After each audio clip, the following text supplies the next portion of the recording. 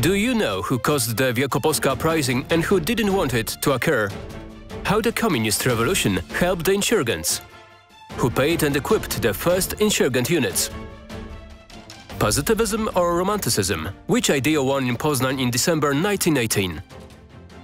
Dzień dobry. Good morning. We have already learned why the Poles had to fight for freedom and how they had tried to do it.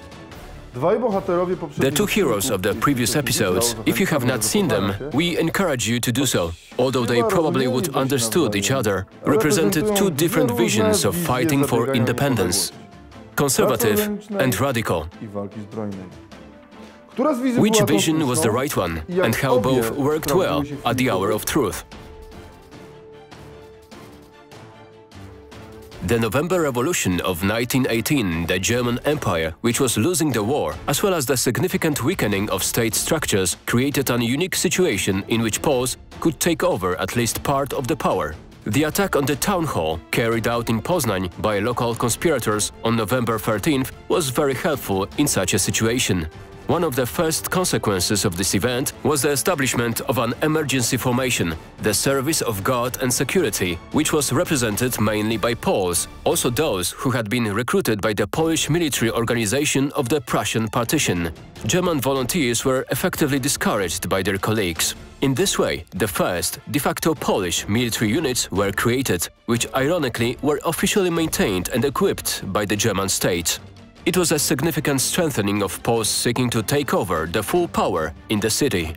The situation in Poznań was therefore quite complicated. The Germans seemed to be confused. Some of the Poles moved to action, thinking, if not now, it may be too late.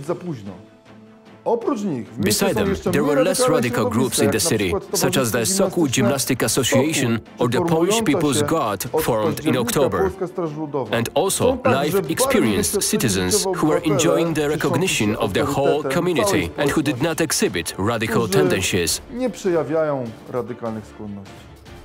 They also had their own plan. On November 14th, on behalf of Polish People's Councils from the territories of the Prussian partition, the elections to the Polish local parliament were called, which was supposed to be a loud voice of Polish society, a voice which should be heard by allied politicians deciding on the post-war shape of Europe on the soon-to-start peace conference. Within 2 weeks throughout the entire Prussian partition, Poles chose nearly 1,400 delegates to represent their communities at the deliberations. The local parliament was a great success. Delegates met from the 3rd to 5th of December. The parliament elected the commissariat of the Supreme People's Council as a representation of Poles living in the entire Prussian district. It was a great event.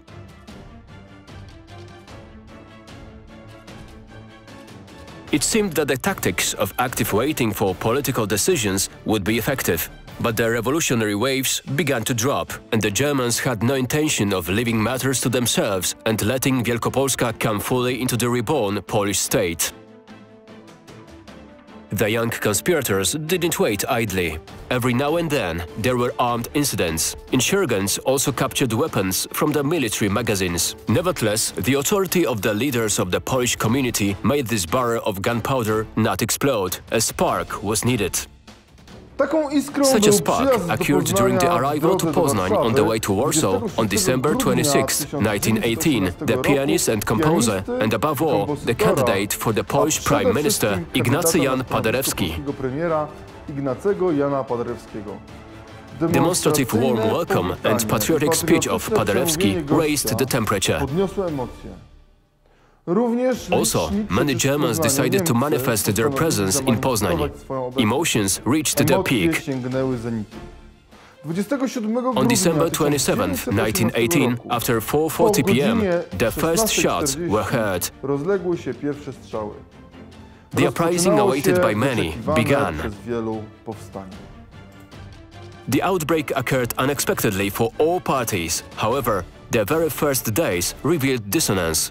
Youth filled with a romantic spirit took over in negotiations or in a ruse next facilities, including barracks, citadel, Fort Groman and armory. Those who were involved with the Superior People's Council consistently tried to prevent escalation of military action and not forfeit the prospect of negotiations. After capturing the Ławica airport station near Poznań, even the most skeptical Polish leaders came to conclusion that these are not some temporary riots and that it was the time to start organizing the power base for the uprising. Polish leaders have fulfilled this task. Already on December 28th, an officer was chosen to merge and head various groups that went into battle. In the German army, the Poles were not promoted to high ranks, so he was the captain, from that moment appointed Major Stanisław Taczak. After some time, he was replaced by the former Polish officer of the Tsarist army, General Józef Dowbor-Muśnicki, who transformed the insurgent groups into a full-fledged army. Up to now, we have focused on events in the provincial capital. However, the uprising would not be successful if it were not for the fact that similar events took place wherever the majority of the local population were Poles. The events in Poznań were a sign for them that one should not wait any longer. This was the case of the Środa Wielkopolska, located about 30 kilometers from Poznań, where Poles, Germans and Jews lived side by side. Here, as in Poznań, at the beginning of 1918, the secret national committee was formed under the leadership of priest Mieczysław Meissner. When the revolution broke out, the Workers' and Soldiers' Council was formed on November 12. Thanks to almost a year of conspiratorial work, the leadership in both councils were taken by Poles. The parish priest became a president of the Workers' Council and his brother, Dr. Alfred Meissner, became a head of the Soldiers' Council. In Środa, as in Poznań, a guard was established to keep the order. It was predominated by Poles, mainly from local patriotic and sports organizations.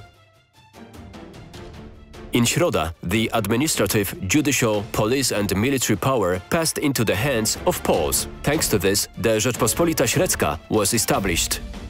Fearing German actions, an agreement was made with the neighboring municipality of Kurnik, where the situation was similar. Despite the collection and even the confiscation of hunting and military weapons, the future insurgents had shortages in arms. At that time, Edmund Bębnista, a member of the Soldiers' Council and a former soldier of the Prussian army, carried out a daring action, the aim of which was to supply the arsenal. He took over the truck and drove to the arms warehouse in Poznań. In Środa, the local authorities issued a document to him that they need weapons because many prisoners of war are staying in the powiat. He was succeeded. Because there were no German units in Środa, on the news of the outbreak of the uprising in Poznań, already in the morning on December 28, 1918, the first company was formed. Under the command of the second lieutenant Alfred Milewski, company set off by the train to help the fighting capital of the province. During the uprising, 3 more companies were called. Insurgents from Środa took part in the battles for Poznań, Szubin. They fought near Zbąszyń, Kcynia, Nakło and Noteć River.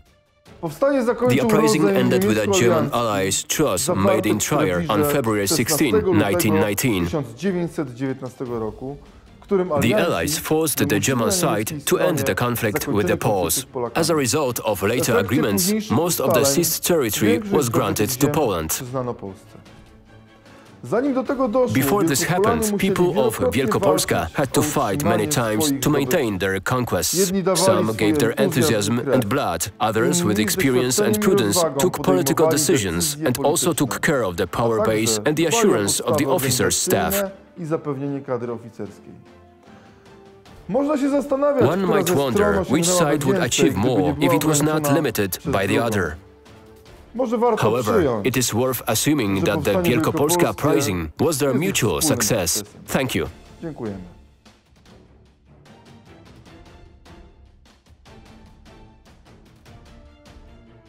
This movie was created thanks to financial support of the local governments of the Wielkopolska province. We also thank the Museum of the Wielkopolska Uprising, a branch of the Museum of Independence Fights in Poznań, for enabling us to make the movie in the museum interior. If you are interested in the Wielkopolska point of view on contemporary Polish history, subscribe to this channel and give us a like.